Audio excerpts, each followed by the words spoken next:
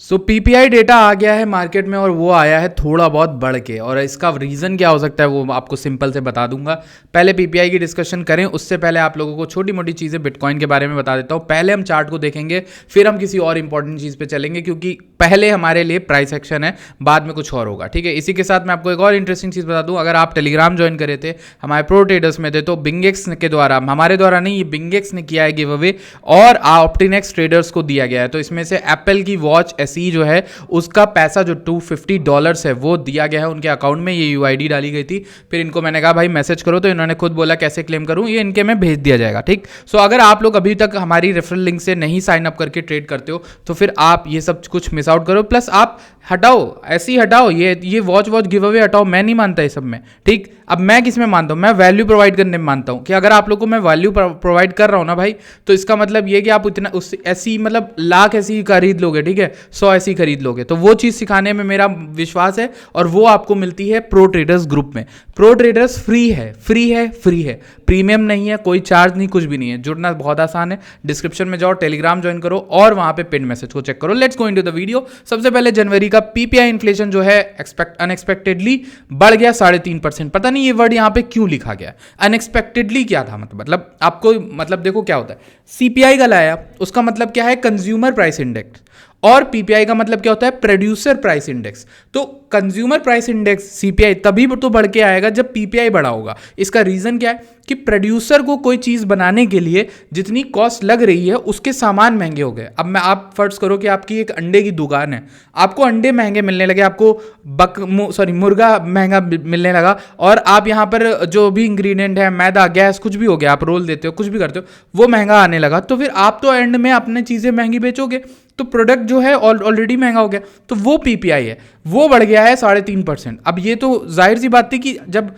दुकानदार के सामान बढ़ेगा तो वो अपनी कॉस्ट आप पे ही निकालेगा, महंगा करेगा, तो सीपीआई बढ़ गया कल का। तो सीपीआई के बाद पीपीआई नेगेटिव आना ये कोई नॉर्मल बात नहीं थी, कल आया था नेगेटिव, तो ये तो एक्सपेक्टेड था। ठीक, अब दूसरी चीज़ क्या थी, सुबह से मार्केट इस तरह से लग रही थी कि थोड़ा बहुत नीचे आएगी। मैंने ये पूरी अपडेट अपने टेलीग्राम पे दी भी थी। अगर आप लोगों ने मेरे टेलीग्राम को ज्वाइन कर रखा है, आप सभी का बहुत बहुत धन्यवाद। आप 30,000 लोगों ने अगर वो ज्वाइन किया है, सो आप लोगों का बहुत बहुत धन्यवाद। अब देखो मैंने क्या बताया था, after such good pump yesterday we are going to deep into territory. मतलब हमें ये नहीं चाहिए कि इतनी ज़्यादा तेजी से बिटकॉइन ब्लीड करे, इसको रुक जाना चाहिए था इस पीली वाली लाइन पे, बट ये रुका नहीं, तो ये इट केप्ट ब्लीडिंग। ठीक, अब अगर हमने 96 के होल्ड या रिक्लेम नहीं किया तो फिर ये चीज़ खराब हो सकती है। ठीक, the thing is simple, CPI कल खराब आया था, मार्केट में शॉर्ट स्क्वीज डेवलप हो गए, शॉर्ट्स डेवलप हो गए, उनको स्क्वीज करने के लिए मार्केट ऊपर भागी, और जब ऊपर भागी तो ऊपर भाग गई। अब वॉल्यूम खाली होने लगा, आपको इस कैंडल्स में दिख जाएगा, जहां वॉल्यूम खाली होने लगा हमें एक वार्निंग मिली। वही एग्जैक्ट चीज मैंने अपने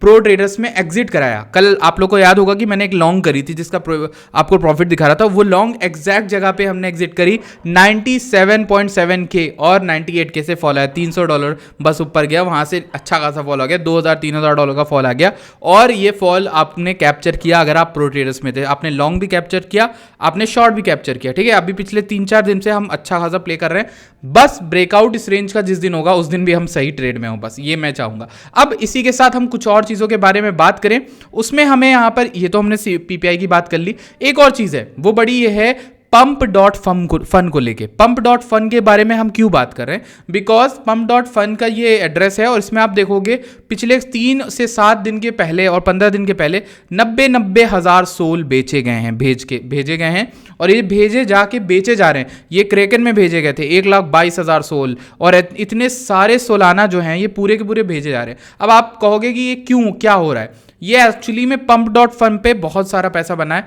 $500 मिलियन उनका रेवेन्यू आया है, पता है आप लोगों को? $500 मिलियन उन्होंने बनाया है सिर्फ 2 साल के अंदर, 2 नहीं, 1 ही साल के अंदर। ठीक, सो इतना ज्यादा रेवेन्यू बनाया है, और उस पैसे को कैश कर रहे हैं, इसको यूएसडीसी में कन्वर्ट किया है, पूरा निकाल ले। तो वो क्यों सोल सेंड कर रहे हैं? पहली बात तो ये कि जब तुम्हारा पूरा प्लेटफॉर्म सोल के ऊपर है तो तुम सोलाना क्यों सेल कर रहे हो? Means there is something that they don't know which we don't know, मतलब they know which we don't know. तो ये सोलाना के बारे में थोड़ा कंसर्निंग हो सकता है, वो इतने सारे सोलाना के होल्डर थे और सबको बीच बीच में बेचे जा रहे हैं, ये एक कंसर्निंग चीज थी। दूसरी चीज यहां पर हम बात करते हैं एक और बात की, सीजेड को लेके। पहले तो सीजेड एक चीज कर रहे हैं, जान के कर रहे हैं, नहीं कर रहे हैं मुझे नहीं, वो बंदे अपनी मार्केटिंग कर रहे हैं अपने बीएनबी चेन की, ठीक है, बढ़िया कर रहे हो। ऐसे टाइम फ्रेम में तुम वही बन गए। वो एक डायलॉग है ना बैटमैन द डार्क नाइट का कि इफ यू आर पता नहीं क्या है यार, जितना जिंदा रहोगे तुम खुद विलन बन जाओगे ना, वो वाला डायलॉग है। तो वही सीजेड पहले डालते हैं नवंबर 26 2024 को कि भाई the meme coins are getting a little weird now, let's build a real public application using blockchain. अब सीजेड ने किया क्या है, मैं क्यों गुस्सा हूँ? मैं गुस्सा नहीं हूँ, यहाँ पे सीजेड ने डाला है will post the dog pic in 3 hours 8 PM ish Dubai time. एक कुत्ते की ये पिक डालेंगे। बहुत से लोग पूछ रहे हैं कि आपका जो डॉग है उसका नाम क्या है और उसकी पिक डाल दो एक बार बस, तो पता है क्या होगा, आप समझ रहे हो ना, इसका मीम कॉइन बना देंगे इंस्टेंटली और वो लॉन्च होकर तुरंत पंप हो जाएगा। तो बहुत सारे मीम कॉइन हैं जिनका यहाँ पर ऐसी बातें हो रही है कि भाई वो यहाँ पर डालेंगे और BNB पे लॉन्च होगा और वो पंप कर जाएगा। तो इसको लेके बहुत ज़्यादा क्रिटिसिज्म मिल रहा है। किसको मिल रहा है? सीजेड को मिल रहा है। और मैं क्रिटिसाइज करने वालों में से हूँ क्योंकि ये गलत है। जब फाइनली कुछ अच्छे ऑल्ट्स की तरफ पैसा जाने लगा था, पिछले कुछ दिनों में आप देखोगे ठीक ठाक चीज़ें हिल रही, मीम्स डेड हो गए, ऑल्ट कॉइन्स में आ रहा पैसा, ठीक, तो वो चीज़ यहाँ पर खराब हो गई। अब देखो यहाँ पर डोनाल्ड ने डाला था, उनको ब्लॉक भी कर दिया। यहाँ पर दिखा for those asking for a contract address for me, no I am not issuing a meme coin, I am just posting a photo of my dog. भाई सबको पता है आप क्या कर रहे हो, अपने कुत्ते और बच्चे का नाम, सॉरी कुत्ते का नाम डाल रहे हो और फोटो रिक्वेस्ट पे मतलब ये एडवाइस करी थी, ये वो थी, कुछ भी बोलो, बट आपको पता है यहाँ पे डॉग के रिलेटेड क्या सेंटीमेंट होता है, सब आपको पता है, पूरी कहानी पता है। ये सिर्फ सिंपल वर्ड्स हैं ताकि ये दोबारा जेल ना जा पाए। सीजेड की रिस्पेक्ट सभी करते हैं, आई एम श्योर मैं भी करता हूँ, आप भी करते होंगे, लेकिन कुछ चीज़ें कंसर्निंग है। अब यहाँ पर हम आते हैं BTC के सेंटीमेंट को। अब फाइनली हम बिटकॉइन देखेंगे।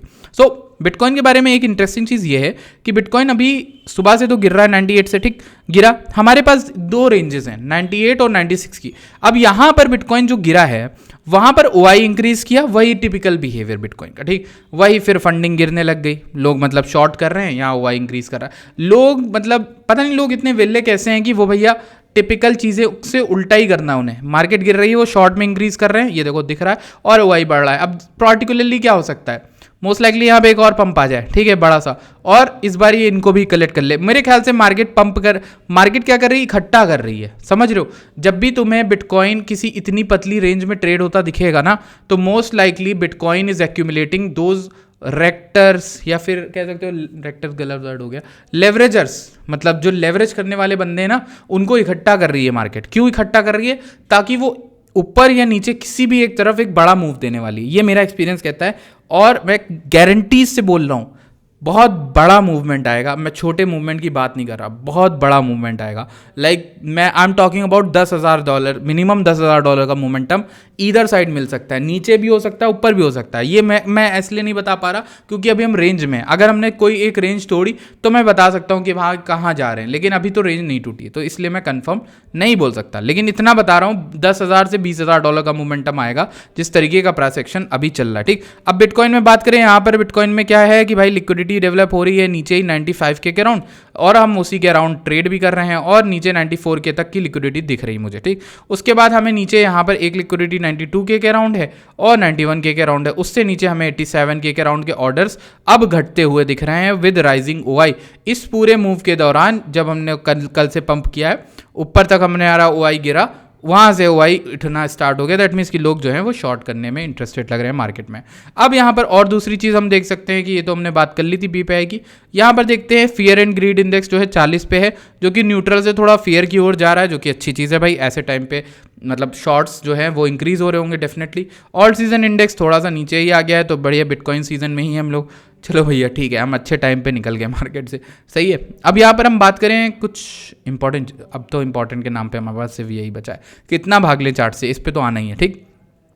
ETH BTC ठीक है, अच्छी जगह है। मैं ये कहूँगा कि ये जो चार्ट है, एज लॉन्ग एज ये चार्ट के नीचे कोई भी डेली की क्लोजिंग इसके नीचे नहीं करता है, तो ETH BTC बुलिश है। और इसको लेके कल मैंने डाला भी था, कल मैंने ये डाला था कि भाई अपने टेलीग्राम में वहाँ पर डाला था, और ट्विटर पे भी मल्टीपल पोस्टें डाली थी। उसमें ये लिखा था कि भाई कैसे ऑल सीजन्स के मार्केट कैप सही लग रहे हैं। इनमें से एक चीज़ और बता देता हूँ कि मैंने BNB को लेकर कुछ सेटअप्स डाले थे, और आप लोग देखो कि BNB ने क्या भयंकर ब्रेकआउट दिया, ठीक।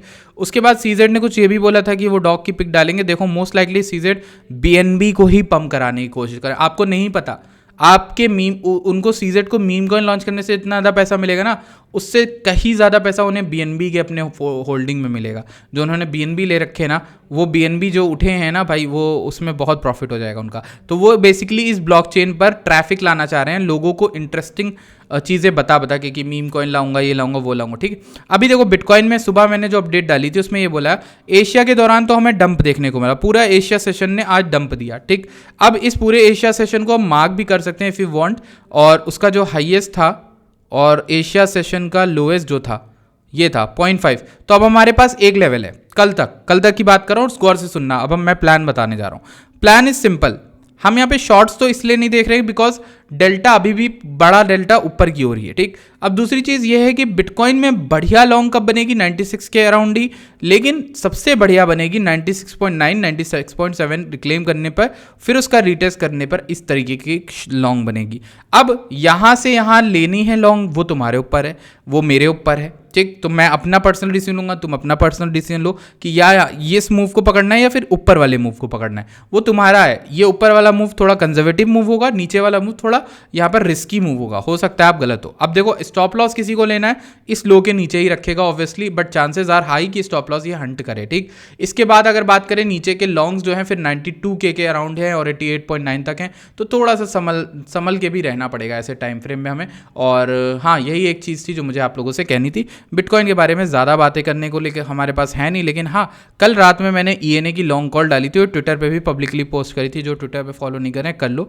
इसमें 10% का मोमेंटम मिल गया हमें, और इसका फाइनल टारगेट जो मैंने आप लोग को दिया था इसके अंदर, वो टारगेट दिया था 23% का मोमेंटम आएगा ENA के अंदर। सो काफ़ी अच्छी ट्रेड चल रही। इसके अलावा ट्रंप ने भी अच्छी खासी आज रैली दी है डेली में, मतलब मैं बताऊँ तो ट्रंप ने रैली तो ठीक ठाक दी, मतलब लाइक 14 से अगर किसी ने बनाया, 14 तो नहीं बनाया होगा, बट ये डेली कैंडल्स अच्छी लग रही थी, जिसको लेकर कल बात भी करी थी। 15% का पंप तो आज दे ही दिया इसने, ठीक। इसके अलावा हमारे पास और भी बात करने के लिए कुछ भी नहीं है, मार्केट में इंटरेस्टिंग कुछ नहीं है, हम रेंज के अंदर फंसे हैं, रेंज में कुछ इंटरेस्टिंग होगा तो हम बताएंगे। यहाँ पर JP मॉर्गन की कुछ एक खबर थी, उसको भी देख लेते हैं क्या है, मैंने ज़्यादा देखी नहीं थी। खुल जा सिम भाई, नहीं खुल रहा क्या भाई? अगर ये खुलेगा ही नहीं तो फिर कैसे क्या करेंगे? सो JP मॉर्गन को लेकर खबर आई है, उसमें यहाँ पर बोला गया कि टेदर जो है वो सेल कर सकता है बिटकॉइन फॉर कंप्लायंस। तो US में स्टेबल कॉइन को लेकर रेगुलेटरी जो डिसीजन है उनको लिया गया। अब उसमें ये बोला गया कि 66% से 83% आपके पास फंड होना चाहिए, तभी आप ये कह सकोगे कि आपके पास एक्चुअल में आप स्टेबल कॉइन कंपनी हो। मतलब आप समझ रहे हो ना, आपकी बैकिंग होनी चाहिए, आपके पास एक्चुअल पैसा होना चाहिए, आप स्टेबल कॉइन इशू नहीं करते रह सकते। तो यहाँ पर JP मॉर्गन बोल रहे हैं कि हाँ, उनके हिसाब से बिटकॉइन को बेचना पड़ेगा टेदर को, यानी USDT कंपनी को अपने बिटकॉइन बेचने पड़ेंगे ताकि वो यहाँ पर कंप्लाई कर पाए 66 to 83% के रूल से। तो इस चक्कर में यहाँ पर एक थोड़ा सा फड क्रिएट हुआ था शॉर्ट में, लेकिन मेरे ख्याल से इसमें उतना बड़ा कोई इशू नहीं है। ये क्रिप्टो के लॉन्गर टर्म इम्पैक्ट के लिए सही है। क्यों? क्योंकि वहाँ पर फिर रेगुलेटरी प्रॉब्लम नहीं होगी ना, फिर ये तो कोई इशू नहीं होगा, ठीक। रिपल का RL USDT complies with all laws and ensures complete transparency. अब इसी में XRP को बुलिश बोल दिया कुछ लोगों ने कि जो रिपल का जो है वो सारे रूल्स फॉलो करता है और कंप्लाई करता है जो भी गवर्नमेंट मांग रही है, ठीक। सो कहीं ना कहीं अगर रिपल का RL USD इंक्रीज करने लग गया और टेदर का डाउनफॉल आ गया तो ये this cycle is definitely different. मतलब इस साइकिल्स में और डिफरेंट क्या होगा, जो 2016-2015 से शायद कॉइन है टेदर USDT, वो अगर आज इस साल खत्म हो गया तो फिर इससे बड़ा कोई मोमेंटम नहीं आएगा। तो अभी तो ऑप्शन दिया है ना उन्होंने कि बिटकॉइन सेल करके अपनी ट्रेजरी बढ़ाओ, तो फिर देखा जाएगा। तो मतलब उतना कोई चिंता की बात नहीं है। और अगर वो ख़त्म भी हो जाता है तो यहाँ पर रिपल का स्टेबल कॉइन है, आप USDC देख लो, कॉइन बेस का, आप सोल का देख लो, कुछ भी देख लो, आपके पास बहुत सारे स्टेबल कॉइन ऑप्शन है इस समय मार्केट में, ठीक। So that's it from my side. Bitcoin का अपडेट आपको दे दिया है। बिटकॉइन में लॉन्ग साइड का बायस है, आपको क्लीन कट बता दूं। शॉर्ट साइड में जो बायस है वो भी नहीं बन रहा। ऊपर जाएंगे, अच्छी एंट्री मिलेगी तो भले शॉर्ट देखें, ऐसे नहीं बन रहा, क्योंकि शॉर्ट आप बेरिश सिनेरियोज में नहीं कर सकते, डर के माहौल में ऑलरेडी और शॉर्ट नहीं कर सकते, समझ रहे हो। मेरे यही थ्योरी रही हो, पहले भी थी अभी भी रहेगी, कि डर के माहौल में हम और शॉर्ट नहीं करते, ठीक है। वो तो एक इश्यू होता है, वहाँ शॉर्ट्स को ही जा सकता है, ये मेरा तरीका नहीं है, ठीक। तो मिलते हैं आपसे नेक्स्ट वीडियो में, बाय बाय, टेक केयर।